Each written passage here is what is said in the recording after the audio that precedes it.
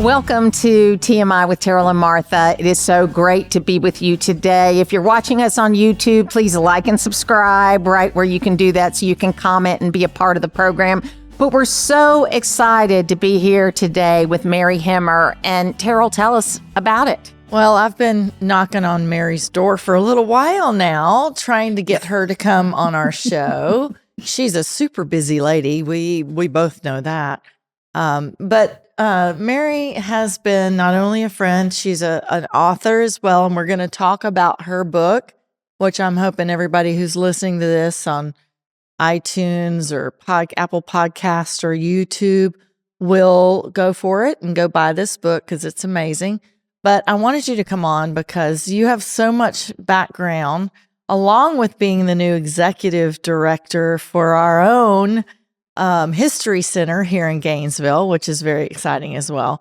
But I'd really like to talk a lot this episode about, kind of death and as how our country deals with death as it relates to other countries, because Mary's got some history. She's traveled around the world. She understands this. And then she can tell you the background that she has that led her to be able to do something like this. So Mary, why don't you go ahead and take over from here and just give us a little background? Sure. And thank you both so much for having me on. It's been nice being friends of yours for a long time. So it's nice to come on the show finally. And I appreciate your patience in having me come on. My background for the book has to do with my work. I've been an Episcopal priest for over 20 years now and have worked in parishes and varieties of ministries in different churches. But also I've worked as in both a volunteer and paid capacity as a hospice chaplain. And so the book came out of personal experience and professional experience and attending to people at the time of death and being present for that transition time. And so that's the background for the inspiration behind the book. So tell us the name of the book, and you should hold it up. Yes. So the book is Faye and the Work of Death. And beautiful. The premise of the book is that Faye is kind of a death presence, like a type of angel that is present with people at the moment of death and stays with them until they transition. And each chapter explores a different type of death. And then the overarching story is about her coming to understand humans a little bit more because she's quite confused about them, as we are quite confusing. Yeah, we are. Yeah. I'm confused about them.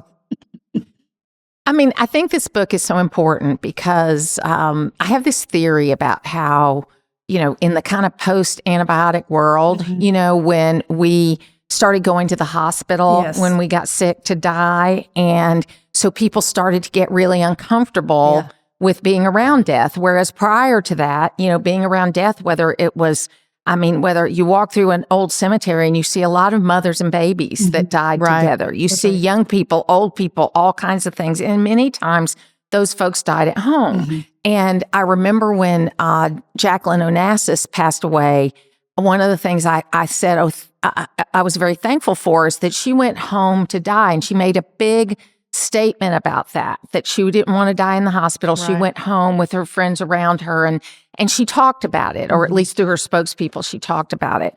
And it's such a challenge, I think, because we got a little spoiled because we were able to avert death, things that we were having for a while. And so we sort of thought we could get out of it, but of course we cannot. And I think that it's important to talk about it. I say about that all the time is that, the best thing you can do for your children is to have a conversation about how you want to die and how you want that to happen. And people go, oh, that's terrible. That's terrible. No, that's a gift that you can give so that people are at peace at the time of your death. Right. That's right. It's so interesting how we do say, oh, that's terrible to talk about death. And, oh, that's not polite. That's not polite company.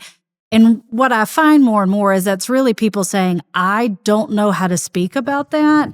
And so let's just not. That's perfect. Yeah. And the problem is that because we don't talk about it, people at the time of death, if you're holding vigil, that becomes a very isolated and lonely time for people. Yeah. In fact, I was talking to a friend here in town whose husband died a number of years ago. She's in her 80s. And she said, Mary, his death was the first one I ever witnessed. And they were in their 80s when he died, right? Yeah. And you're right. A lot of it has to do with our modern medicine. We have a lot more preventative and intervention that we do with medicine now. And so what happens is we go to the hospital because that's a great thing. It's a great thing, right? Not complaining. It's a great thing. We have wonderful health care now. I know I don't want to go back in time, right? I don't want to go to pre-antibiotic at all.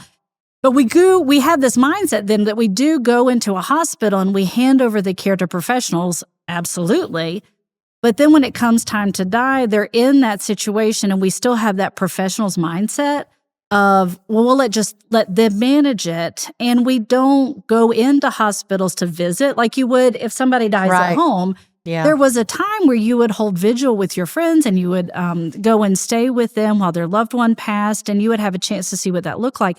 And we do not do that anymore. Oh, no. Right? Because once we enter the halls of the hospital, much needed, but once we enter those halls, we hand it off, and that has meant, without realizing, we've handed death off. Well, and your father's a doctor. My husband's a doctor. And I think that, they get great education here, great education. But the couple of things they don't talk much about in medical school is how to run a practice and the actual business of being a doctor, but also the end of life stuff. They don't talk about that much. When is it time? I remember one of the kindest things anybody ever said to me was that my husband communicated really well with this person's wife and mother about what was about to happen to their loved one in a way that didn't panic them, that they understood that there was nothing more that could be done, and here's what you can expect. And that's really what hospice does and other things like that. I was going to say, it kind of seems like it's specialtied itself out. Yes. So it's kind of a specialized care now that's now called hospice care. And, it's kind of, again, put that in another pocket. Right, of somebody else that can take care of it. Yeah. But, as far as your experiences of being bedside so many times for someone's transition, and I love that word transition, it seems less hurtful than the word death, right? But it is death, but it's also a transition depending on what your belief systems are. But even if you don't really believe it, it's a nicer feel. Mm-hmm. But I love, before we get more into kind of where we sit as a country, I want you to talk about what gave you the inspiration, like what happened when you came up with this book, because I think that's great for any other budding authors out there. I'm also part of the Literary Society of Northeast Georgia, and we do kind of support people who are looking to write their story or write a story.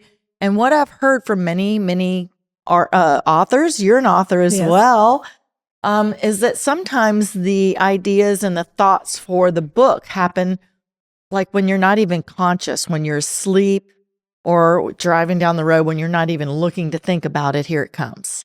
And then you write, right? So that's right. How did this happen? Yeah, that's really what happened with that book. So, people say keep a notepad by your bed. That's not a notepad anymore. We keep our phones by our bed, but I open my notes app all the time and I keep notes going. And in the case of this, we were home. I woke up in the morning and I had one of those kind of lucid dreams where you're aware, but not really. And by the time I woke up, this character had introduced herself to me. And I woke up with the full first chapter in my mind. Just love that. And I knew her name. I knew why that was her name. I knew what her job was. And I had this encounter in mind with her being present for an older woman who was visiting family and what that looked like. And I woke up and thought, oh, that's kind of cool. I really like that a lot. And so I spent some time with it, with the concept of the character. And as I sat with her and got to know her, which, characters a lot of times for writers are like people living in your brain that kind of walk around room to room and bump into your memories and experiences. Yes. Yeah, authors out there could be familiar with that concept. And she bumped into some of my lived experiences, so I kept taking notes, and I finally wrote it as a short story, and then I kind of set it aside. And I was having conversations with people who were struggling with death, with losing someone who recently, or even who had lost someone years prior, but had really struggled with the type of death and how to feel about it. We have a lot of conflicting emotions around death that we think are unacceptable, but are actually very normal. And so I kept saying, oh, I've written this short story. I think it might be helpful. And they would say, oh, well, please share it. So I'd send a PDF, and they read it. And every time they would say, can you please do something more with this and make it available to people? And then I also had people say, I love this. Can you write a chapter about? And they would talk about different types of death that they had experienced and say, I'd love to hear this character in that situation. Oh, wow. Yeah. And so that helped me expand it. And then COVID happened. Oh. And that really changed the shape of our experience of death in the United States and even distanced us even more through that process. I had friends who, witnessed their loved one's death in an iPad or through a window in the yard, right? Because they weren't allowed even into the space. And so I finished it out. I was able to add some chapters about COVID into the book. Yeah. And that's why the timing of it. And I thought, well, now that I've got this kind of completed and it's really a novella, I thought, well, I'll go ahead and publish it because people kept saying I need it to share. Like I need it in a format that I can hand to somebody. And that's why I ended up publishing. So you call it The Work of Death in the title. Right. Explain that.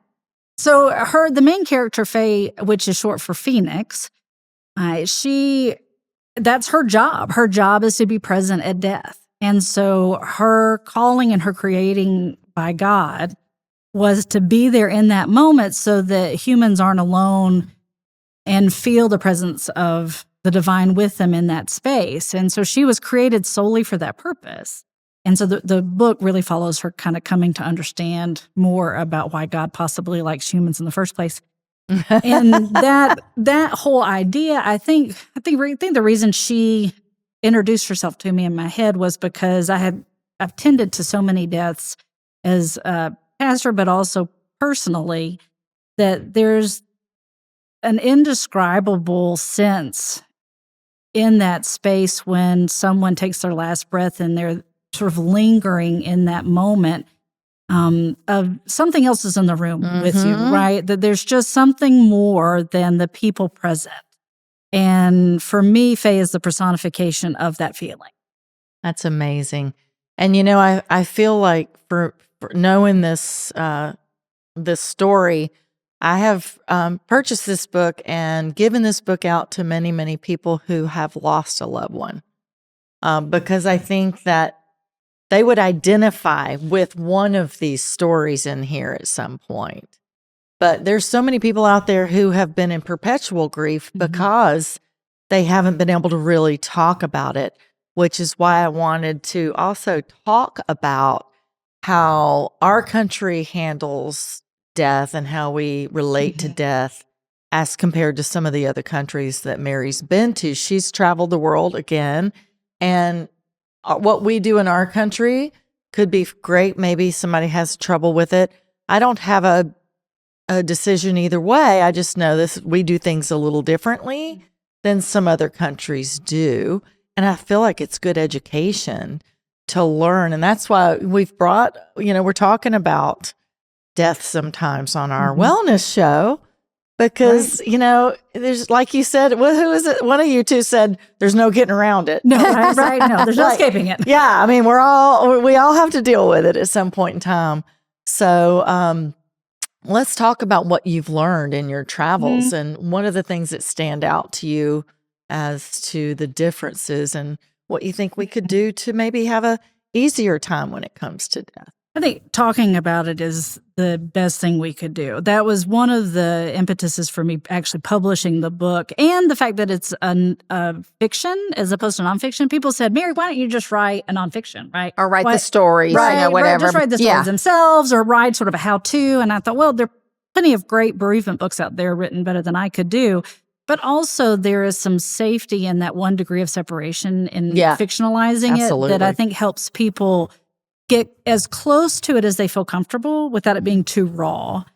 But also it does give a way for people to encounter others in that space that, like you said, you've given it to people who have felt very alone in that bereavement process. And so to read a book that explores that makes it feel not so alien and foreign and isolating, because we do sit in that space so often by ourselves. I had a great experience of a friend gave it to another friend whose mother was dying. And the mother and the daughter read it together before the mother died. And then she Wow. read it again after. And it was helpful to sort of explore that. And it gave them, what I'm finding is it gives people words and language and a context to discuss what we don't discuss. Right. Right. And that is a part. Yeah. I'm not a huge fan of the death culture in the United States. And I know there's lots of reasons why we have come to where we are. But it has become so privatized and such a small space that people don't know what to expect.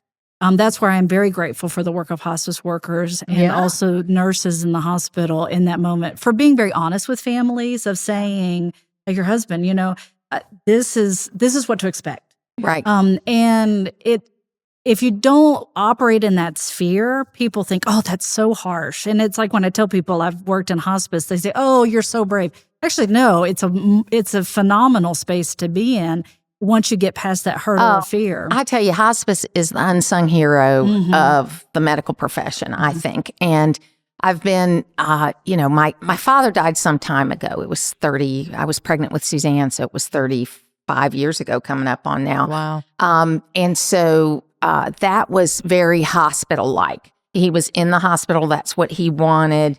He was ready. He told the pastor he was ready. I wish he had told us he was ready, but he was trying to protect us to the end, And so that was kind of my first experience. But I was quite young. I was like 32. I mean, I'd had grandparents die and things like that. But a person that I was really, really close to and still miss, today. But then, the 2010s through 2014 was a really bad time for me. I lost my mother, my sister, and my brother within that period of time. That's a lot. And then, of course, last year, my mother-in-law and brother-in-law died last year. But I'm older. I can handle it a little bit better. It's that kind of thing. It's still difficult. But, of course, they were much older at that point in time. But my mother was such an amazing experience because lots of people came to visit. It was that sort of, and it was great for me to see these people that she had known over the years. There were many times where I had like a living room full of 85-year-olds. And, that was a lot of work in and of itself, but it was a great, if it sounds weird to say, it was a great experience. Oh, she no, was I ready. can see it. I can see you got to be a part of it all. Lynn was funny. He went through all her medicines and he got rid of any preventative stuff. He was like, you don't need this. You don't need this. You don't need this. You're not going to, you know what I mean? Why worry about it at this point in time? And, but she started having these kind of visions, very biblical visions, of the rooms being prepared, that whole thing. And then the very last night, about 9:00, she woke up. She sat up in the bed. She hadn't been lucid she said, Martha, Mama's here. And Lynn came in and asked her questions and she answered them. It was like as if she was fine. Yeah. And then 3 hours later, she passed. Yep. And that was, I don't want to say it was a great experience. It wasn't. And also the funeral home, when they came, they were so great. I still see that guy out there, but they took her out and didn't cover her face until they got her out of the door. Oh, that's great. And it was, it just really, I was like, this couldn't have been better. Not that it was a good experience, but it was handled beautifully. Right. I felt comfortable. Yes. Hospice was fantastic. And she was at peace, she was with my dad again, and that's what she wanted, Although I should ask you as a woman of the cloth, my husband seems to think there's no guarantee you're together in heaven as a married couple, that marriage isn't, they don't have marriages in heaven. Yeah. That's what he told me, but I don't know. Maybe he's trying to get away. I don't know. He's like, well, I'll tell you something. Am I going to have all three of my wives? Right. That reading just came up in church the other day. Did it really? The woman who married 7 brothers and who's anyway. Which one? The story about that. But I love that you had that experience. It does speak to the power, I think, of hospice. I think 20 years ago, hospice was sort of a new thing and people weren't even aware of what they did and they thought it was strange. And now, thankfully, it's become much more part of our vernacular. Yes. And I'm grateful that I see now palliative care stepping in that too. Right. The palliative is that when you have a chronic condition that's not going to get better, but you're not dying. Right. And so palliative care, I'm glad to hear that language come more now. Absolutely. For sure. Keep them comfortable. Keep them comfortable and do what you can. You were asking about sort of the international experience. Right. Some of the most important experience I had was when I worked as a chaplain in a hospital in Hawaii. And there were, of course, lots of different cultures that would come into that hospital because it was Honolulu is the closest big city for a lot of island nations. And even then, it's a 5-hour flight. So we would have patients that got on a plane to go home and they'd have to turn around and come back. But I got to interact with lots of different cultures in that space and see how they did death differently, really. Right. I was only used to hear, even though I grew up on a farm and that helped a lot. So I was around death more than other people. Yeah, so I was more comfortable with the concept. And I was also the youngest on both sides of the family by a lot. So I lost grandparents early and uncles and things. Yeah, me too. And that helped. Compared to my peers, I definitely had more of a handle on it. But to see different cultures engage that space and learning not to be afraid of other people's reactions and be able to put it in context. So one of my patients, he was supposed to be discharged that day and he had a massive heart attack and died. And his wife, he was Hawaiian and she was Filipino. And when she came in the room and they let her know that he had passed, she just sort of exploded with emotion and collapsed on his body. And for me and where I'm from, that's, we don't do that. We're very don't close. do that. That's right. You wait until nobody can see you grieve, which is heartbreaking, but that's our standard.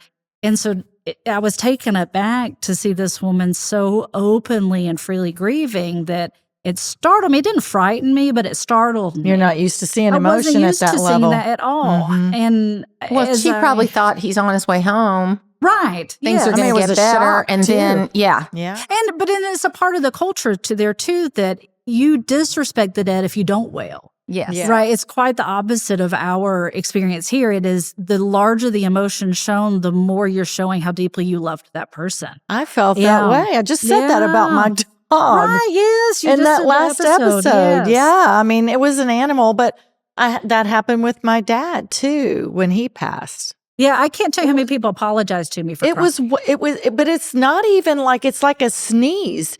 If you're really being unguarded, that kind of depth of feeling, just, you don't really have a choice. No. If you're truly in the moment and you're feeling the grief, it just comes. It does. For a lot of people, you have to work to keep that in. Grief, I think. Too, don't you think? What's the saying? Grief is an individual sport. I mean, everybody does it differently. True, yes. I mean, I've always been, everybody counts on me. Even when I was a little kid, everybody counted on me. I was youngest by a long shot too.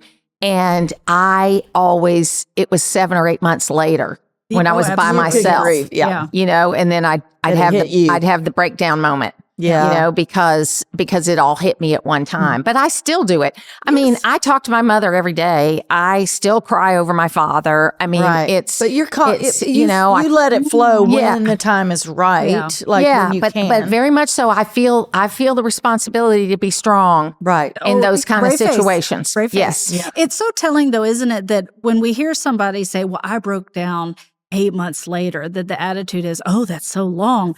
But the truth is that what I tell people is the initial stage of grief is a year. Yes. Wow. It takes a full year just for that first stage of grief to wash over you, because you have a full year to get through traditions and dates and activities that you would have experienced with the person, that it doesn't even occur to you that that's going to trigger a sense of loss. I tell people the example of, you walk in, the person might have died in January, and you feel like you're doing well, as we would say, depending. And then you walk into the grocery store in October and you smell pumpkin rolls baking. And all of a sudden you don't know why you're so sad. And then you remember because you always bought a pumpkin roll as soon as they came out and warmed it up and had it together on the porch with a cup of coffee. That's a ritual. That's a tradition. Right. And when we hit those moments, we feel a new sense of loss, because it's not that we're still grieving the loss of the person. It takes a full year to experience the loss of those moments. Right. So the loss of the ritual of buying that, sitting together, that is a loss too. It's not that is, reminding you of the loss. It is of the person.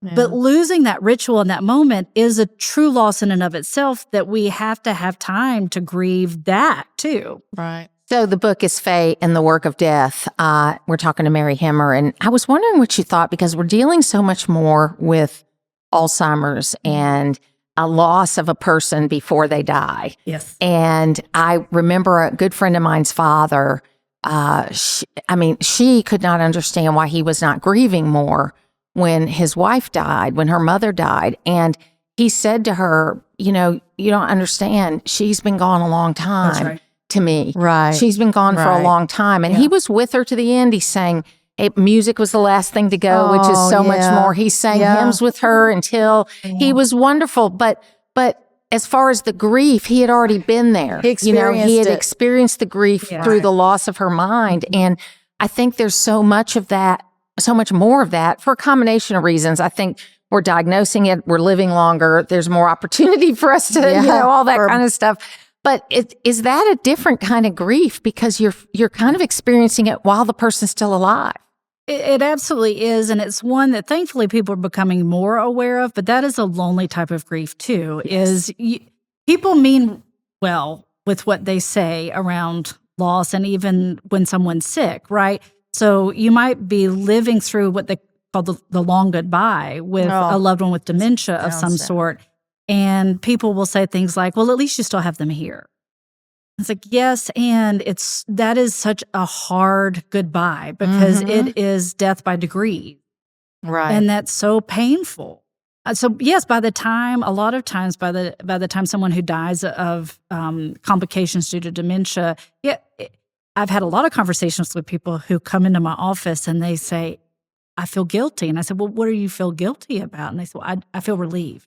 Mm-hmm. Yeah. And I said, it's okay to feel relieved. You can feel relieved and sad that they're gone, but we don't talk about that. And so people don't realize that that's not a shameful experience, but a perfectly normal one, and a healthy one. You keep hoping also that maybe they have a day where they have a little bit of a lucid moment, and you think, oh, well, they're getting better. I was with my mother-in-law. My father-in-law was like, oh, I think she's better. I think she's doing better today. And maybe... I thank God that she was pleasant until she died. Yeah. Right. She was mobile until she died. Wow. And she got diagnosed with cancer and died very quickly afterwards. There was really nothing to be done. And so it was 3 weeks she was gone. And I'm thankful for that, even though my father-in-law kind of still thinks, oh, we could have done something. There was nothing to be done. To do. Yeah. And rallies happen. Rallies are very common. And some people, and that's where people who are dying, hopeful. Yeah. They have a moment of all of a sudden there's lots of stories around that. Rallying One guy got up out of bed. Oh, yeah. Walked over. Oh, it's incredible. Had cake, coffee, talked to a whole bunch of people, went back to bed. Yeah. And died. And died. Yeah. It's very common.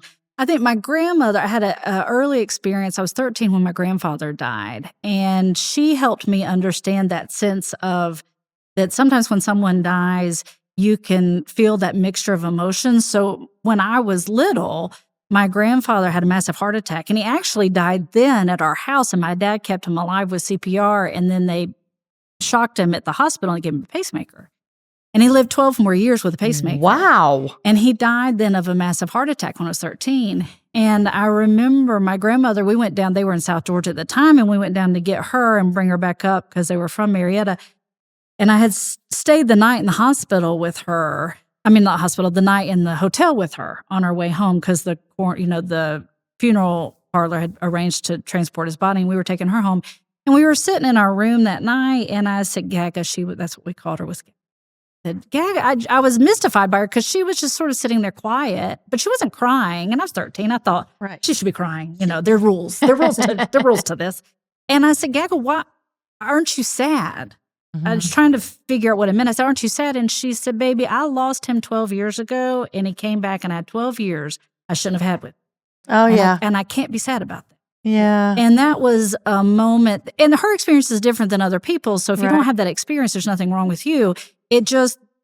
That sent a blueprint for me of, death can look quite different than the rules we have in our mind. It's all perspective, just going through my father-in-law, my children's grandfather just passed away within a month, I think about a month ago. And I thought at one point when I went in to visit with him that he was going to pass with me standing right with him, because I knew enough. I've never been with someone who's passed with me right there, but I was seeing the signs and I felt the signs, and I just, emphasized that, I'm sure it was going to be soon, but I was trying to help my ex-husband kind of get his brain wrapped around it. This was his father. And within 2 days, he did pass. But he was kind of already felt this interesting feeling that you were talking about. It's almost like he was in and out. Basically just biding his time to see how everybody around him waiting was for the doing. last person. Yep. Yeah, That's right. especially my mother-in-law. They'd been together 68 years.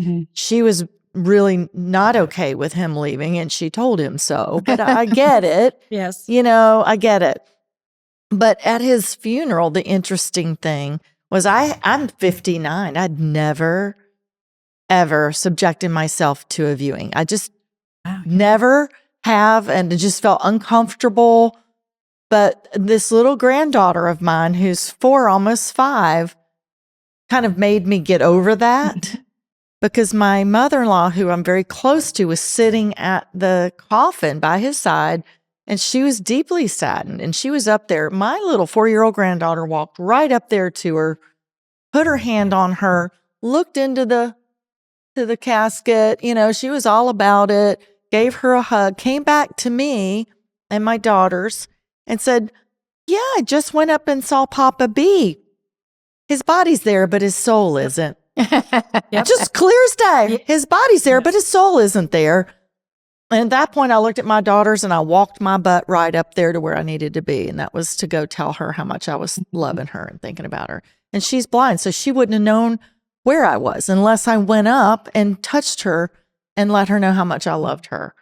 And that was, to me, like lessons from a 4-year-old, right? Like, our country does have such a difficult time and sterilizes it such that, I want a party.